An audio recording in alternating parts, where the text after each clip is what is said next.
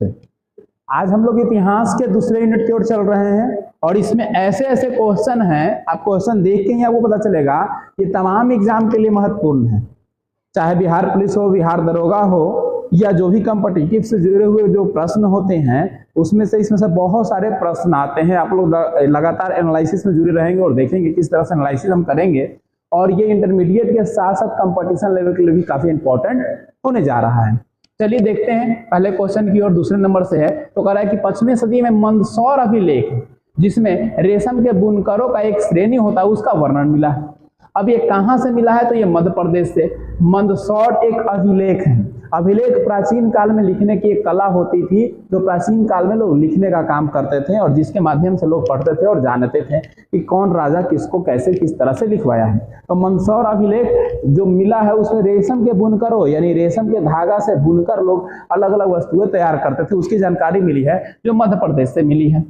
अगला कह रहा है कि हरिसेन ने प्रयाग प्रशस्ति अभिलेख, हरिसेन के द्वारा एक अभिलेख मिला है प्रयाग प्रशस्ति अभिलेख, जिसमें किस शासक की वर्णन है? तो समुद्रगुप्त का वर्णन है। किसका?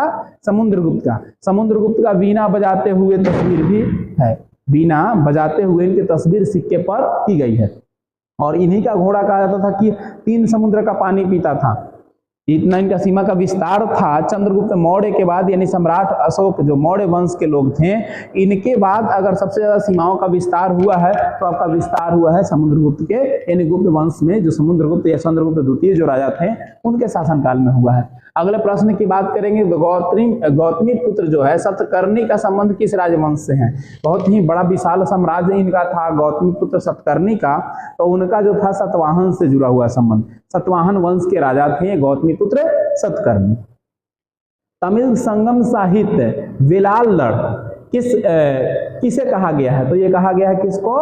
हलवाहा को कहा गया। वेलाल्लड़ किसको कहा गया है? तो हलवाहा को कहा गया है। ये हमें तमिल साहित्य से मिलता है। तमिल वंश जो थे तमिल क्षेत्रों में जिनका उदय हुआ था इतिहास में, उनके क्षेत्रों में वेलार जो शब्द है वो कहा जाता है हलवाहा को। अगला कह रहा है कि उज्जैनी किस महाजनपद में आता है? महाजनपद में आपका उज्जैनी जो है वो किसकी राजधानी कहाँ थी? तो अवंती थी। अवंती की राजधानी कहाँ थी? उज्जैन या उज्जैन भी लिखता है। अगला कह रहा है कुषाण शासक ने अपने पुत्र को आगे कौन सी उपाधि दी थी? तो कुषाण वंश के जो शासक थे वो अपने पुत्रों को देवपुत्र कहकर बुलाते थे। क्या कहते थे? देवपुत्र। अपने आप को भगवान मानते थे इसलिए वो अपने पुत्रों को क्या कहते थे? देवपुत्र कहते थे। अगला प्रश्न है, कह रहा है कि बौद्ध और जैन ग्रंथों में महाजनपदों की संख्या कितनी है? तो कुल 16 महाजनपदों की संख्या बताई गई है। कितने? कुल 16 महाजनपदों की संख्या बताई गई, जिसको अब सब्जेक्टिव में हमने आपको बताया भी है, लिखवाया भी है। अगला कह रहा है कि धम्म महापात्रा का कार्य क्या है? तो धम्म का प्रचार करना। जैसे पंडित जी लोग होते हैं सनातन धर्म का प्रचार करते हैं, है ना, वैसे ही धम्म महापात्रा होते हैं। धम्म शब्द लिया गया है बौद्ध धर्म से। जब आपके सम्राट अशोक युद्ध त्याग दिए थे कलिंग युद्ध के बाद और बौद्ध धर्म को माने थे तो उसे धम्म कहा गया था। क्या कहा गया था? धम्म। तो धम्म महापात्रा यानी धम्म को मानने वाले जो महापंडित होते हैं उनका कार्य क्या होता है? तो धम्म का प्रसार करना, प्रचार करना, लोगों को उसके बारे में बताने का काम करना। अगला प्रश्न कह रहा है कि फाहियान कौन था? तो चीनी यात्री था। कौन यात्री था? चीनी। उसको तीर्थ यात्री भी कहेंगे और चीनी यात्री भी कह सकते हैं। चीन से जो भारत की ओर आया था। अगला कह रहा है कौटिल्य का ग्रंथ किस ग्रंथ की रचना की? कौटिल्य के द्वारा कौन सी पुस्तक लिखी गई? अब कौटिल्य का 3 नाम है, चाणक्य, कौटिल्य और विष्णुगुप्त। चाणक्य, कौटिल्य और विष्णुगुप्त, इनके द्वारा जो पुस्तक लिखी गई है उस पुस्तक का नाम क्या है? अर्थशास्त्र। क्या नाम है? अर्थशास्त्र। कादम्बरी के लेखक कौन है? वाण्यभट्ट। ये सब कंपटीशन का क्वेश्चन है।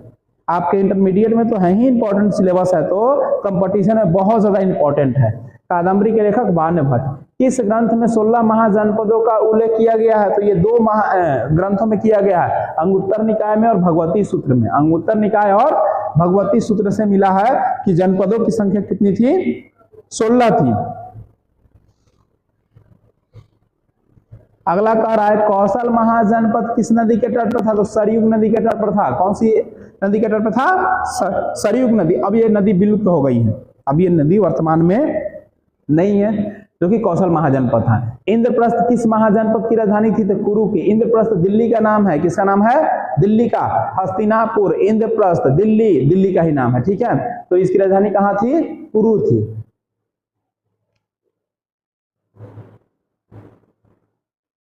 अगले प्रश्न की ओर हम लोग चलेंगे तो कह रहा है कि अशोक का अभिलेख, सम्राट अशोक, महान सम्राट अशोक ने कहा जाता है, उनका अभिलेख किस भाषा में था? तो प्राकृत भाषा। उस समय की लोकल भाषा क्या थी? प्राकृत। तो इनके अभिलेखों की रचना किस भाषा में की गई है? प्राकृत भाषा में की गई है। मौर्य काल में न्यायिक अधिकारी कौन होते थे? तो राजुक होते थे। कौन होते थे? राजुक। यानी न्याय करने वाले, जैसे आज न्यायालय जज होते हैं ना, उस समय न्याय करने वाले को राजुक कहा गया है। क्या कहा गया है? राजुक।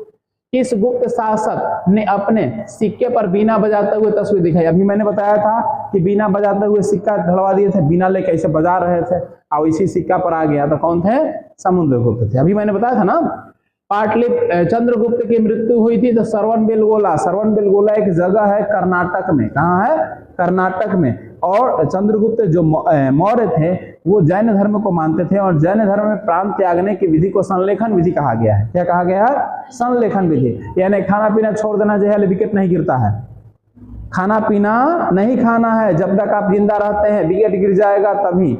इसलिए ऐसा करता था लोग कि दोबारा जन्म हम ना लें।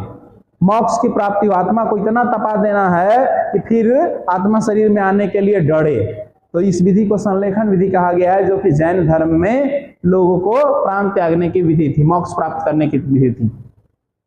किस शासक को प्रियदर्शी कहा गया है? तो अशोक को कहा गया है। अशोक को देवानाम प्रियदर्शी कहा गया। क्या कहा गया है?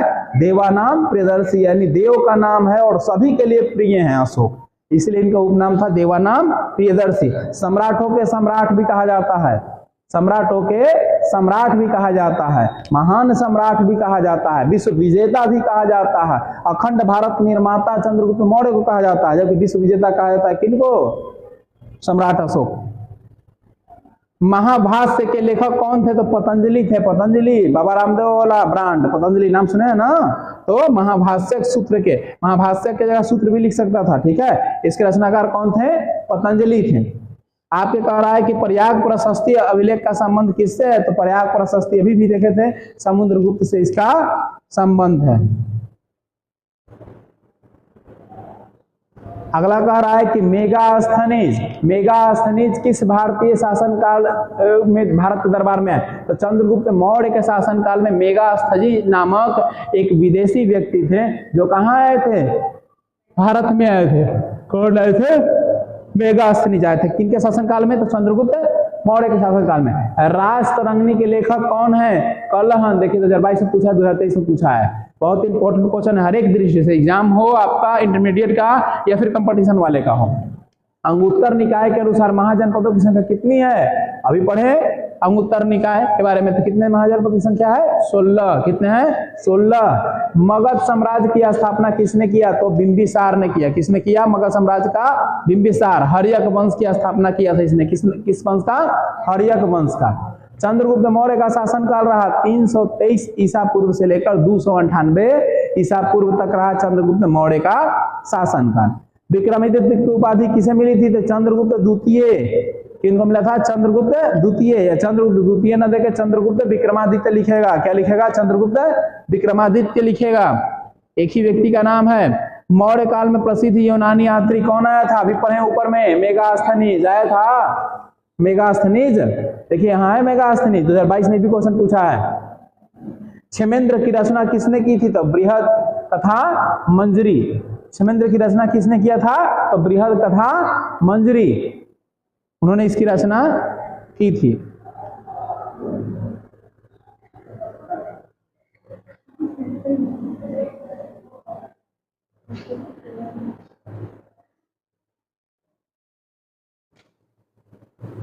अगला, इंडिका की रचना किसने की?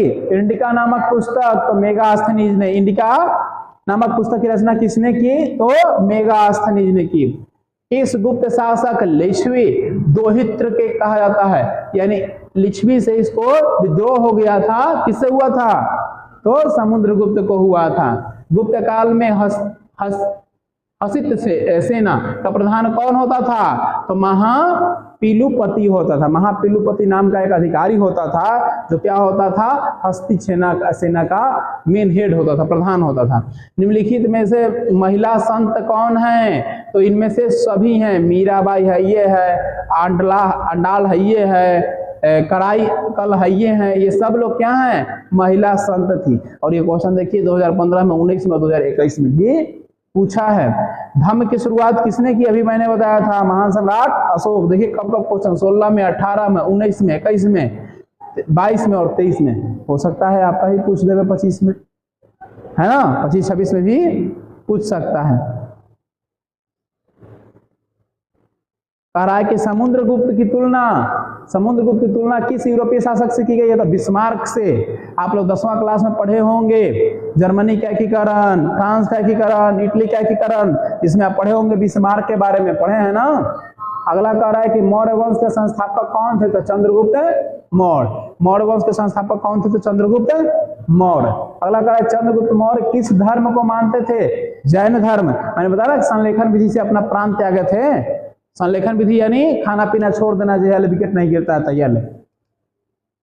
मौर्य वंश के अंतिम शासक बृहद्रथ थे। कौन थे, बृहद्रथ। इनको धोखे से मार दिया था इनका सेनापति पुष्यमित्र शुंग, और शुंग वंश की स्थापना कर दिया था इनको धोखे से मार करके। अगला है मौर्य कालीन, कह रहा है टकसाल के प्रधान कौन होते, टकसाल मतलब रुपया पैसा वाले का, तो कौन होते थे, पांड्य अध्यक्ष होते थे। कौन थे, पांड्य अध्यक्ष होते थे। अगला मौर्य वंश की राजधानी कहाँ थी, पाटलिपुत्रा थी। कहाँ थी, पाटलिपुत्रा, पटना में, कुम्हरार में। कुम्हरार, इंद्रनगर बगल में कुम्हरार है, आज भी है वहां पे कुम्हरार पार्क। मौर्य कालीन कलिंग राज्य कहाँ स्थित है, तो वर्तमान में उड़ीसा है। वर्तमान में क्या है, कलिंग उड़ीसा है। अगला कह रहा है कि मौर्य प्रशासन में समाहर्ता कौन होता था, तो समाहर्ता के रूप में किन्हें जानता था, राजकीय कर संग्रह अधिकारी। यानी टैक्स को संग्रह करने का काम कौन करता था, राजकीय कर संग्रह अधिकारी करता था। अगला कह रहा है कि मौर्य काल में ब्राह्दे कौन थे, तो भूमि दान करने वाले। ब्राह्दे जो भूमि को दान देते थे किसी को, उन्हें क्या कहा गया है, ब्राह्दे कहा गया है। अशोक का व्यक्तिगत धर्म क्या था, बौद्ध धर्म। सम्राट अशोक ने बौद्ध धर्म को माना था। जब कलिंग युद्ध के बाद वो बहुत ज्यादा अंदर से द्रवित हुए थे, तो उन्होंने क्या किया, बौद्ध धर्म को माना।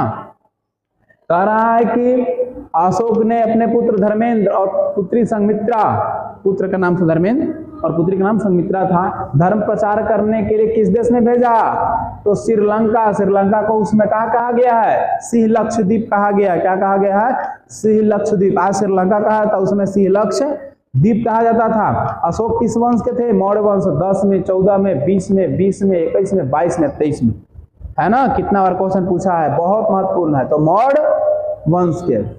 कह रहा है कि अशोक कौन से बौद्ध भिक्षु के प्रभाव में आकर अब बौद्ध धर्म लिए, तो उपगुप्त। क्या, उपगुप्त। उपगुप्त नाम के एक व्यक्ति थे जिनसे प्रभाव में आकर क्या कर लिए, बौद्ध धर्म का शिक्षा ले लिए, युद्ध त्याग दिए।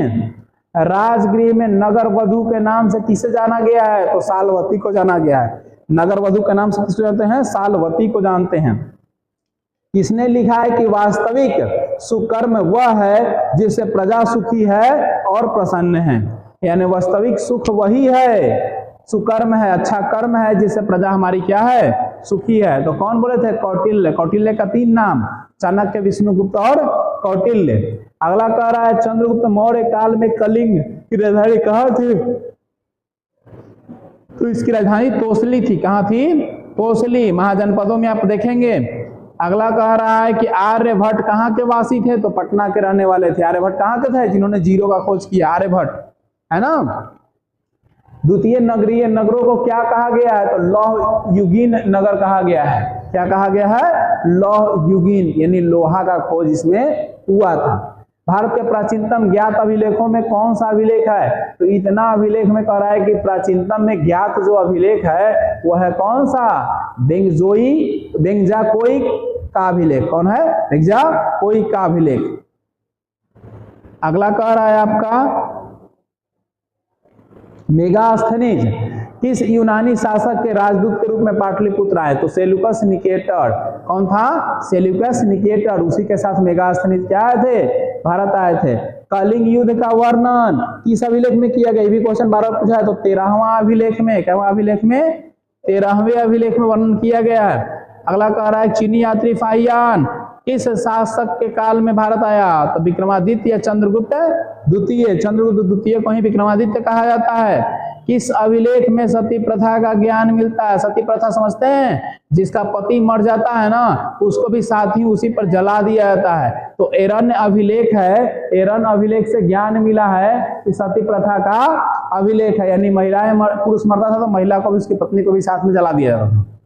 अगला कह रहा है कि वानभट्ट की रचना कादम्बरी किस के शासन काल में? तो हर्षवर्धन के शासन काल में लिखा गया था कादम्बरी वानभट्ट के द्वारा, है ना, जिसमें हर्ष के युद्धों के बारे में और हर्षवर्धन का कौशल क्या था, कैसे साम्राज्य उनका विस्तार हुआ, इन सब चीजों के बारे में इसमें वर्णन किया गया है। अगला कह रहा है गुप्त संवत कब और किसके द्वारा शुरू किया गया?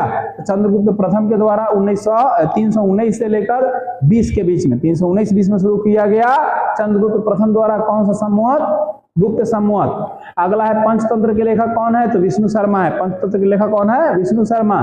प्राचीन नालंदा विश्वविद्यालय की स्थापना किसने किया? तो कुमारगुप्त ने किया। आज नालंदा विश्वविद्यालय है पहले वाला खंडहर, गए होंगे आप लोग घूमने, तो कुमारगुप्त वन ने इसका किया था, प्रथम ने। भारतीय इतिहास में कौन सा काल स्वर्ण काल कहा गया है? तो गुप्त काल, क्योंकि गुप्त काल में अत्यधिक सोने के सिक्के की ढलाई की गई थी, इसीलिए इसे स्वर्ण काल कहा गया है। अगला कह रहा है कि अर्थशास्त्र को कितने प्रकार के विवाहों की चर्चा की गई है? तो 8 प्रकार के विवाहों का वर्णन किया गया है। और शास्त्र की रचना कब हुई? तो 3री सदी ईसा पूर्व में, यानी 3रा सदी ईसा पूर्व में, यानी 3 ईस्वी पूर्व में। नालंदा विश्वविद्यालय के छात्र कौन थे? तो इन चारों ऑप्शन देखना है कौन थे, तो ह्वेन-त्सांग थे। कुमारगुप्त ने तो स्थापना ही किया था, फाहियान घूमने आए थे, हर्ष राजा थे, तो कौन स्टूडेंट हो जाएंगे? ह्वेन-त्सांग हो जाएंगे। उत्तर पश्चिमी भारत में प्राप्त उत्तर पश्चिमी भारत में प्राप्त अशोक के अभिलेख की लिपि कौन सी? तो खरोष्टी लिपि थी। कौन सी लिपि थी? खरोष्टी लिपि थी। अशोक के कुल कितने अभिलेखों को प्राप्त किया गया? तो 44 अभिलेखों को प्राप्त किया गया, जिसमें 14 को पढ़ा गया है। 44 अभिलेख को क्या किया गया है? प्राप्त किया गया है। अगला कह रहा है कि अशोक द्वारा जो है प्रचलित बौद्ध धर्म में कहाँ प्रचलित नहीं था? तो ब्रिटेन में नहीं था। बाकी सभी देशों में हो गया था, ब्रिटेन में नहीं हुआ था, इंग्लैंड में नहीं हुआ था। जीवक ने वैद्य की शिक्षा कहाँ से पाई थी? तक्षशिला से। जीवक नाम का एक व्यक्ति था, वो आया था तो यहाँ से क्या किया था? तक्षशिला जो आज पाकिस्तान में है, वहां से ज्ञान प्राप्त किया एक डॉक्टर का, उसमें डॉक्टर को वैद्य कहा जाता था। जीवक कहाँ का रहने वाला था? तो राजगिरी का रहने वाला था। कहाँ का रहने वाला था? राजगिरी। आज भी है राजगीर। राजगिरी को गिरिवराज भी कहा जाता है, याद रखिएगा। राजगिरी ना तो गिरिवराज भी दे सकता है ऑप्शन में। कह रहा है कि जीवक की प्रख्याति या ख्याति किस रूप में थी? तो वैद्य के रूप में थी। वैद्य का शिक्षा लिया जाकर तक्षशिला से। अंग राज्य के आधुनिक विहार किस जिले में अवस्थित है?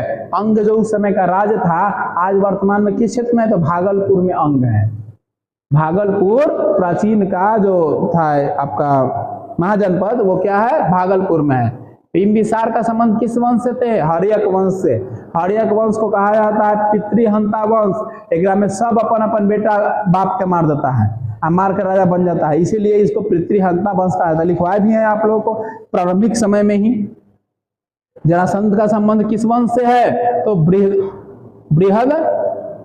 बृहद्रथ वंश से। किस है? बृहद्रथ वंश से है जरासंध का संबंध। अगला कह रहा है तक्षशिला किस राज्य में स्थित है? तो गंधार राज्य में। तक्षशिला गंधार। आज गंधार कहाँ है? पाकिस्तान में है। कहाँ है? पाकिस्तान में। यही के शकुनी थे, गंधार राज नरेश शकुनी। शकुनी का नाम सुने हैं महाभारत में, है ना? सब लड़ाई लगवाए थे वही। सेलुकस ने अपनी पुत्री का विवाह किसके साथ किया? चंद्रगुप्त मौर्य के साथ। चंद्रगुप्त मौर्य के साथ विवाह किया, बदले में 500 हाथी पाया, कहा कि यहाँ से चलो जल्दी निकलो। आज 4 गो देश ले लिया, 4 गो क्षेत्र ले लिया, अफगानिस्तान ये सब पूरा ले लिया। धर्म विजय का उल्लेख अशोक के किस अभिलेख में किया गया? तो 13वें अभिलेख में।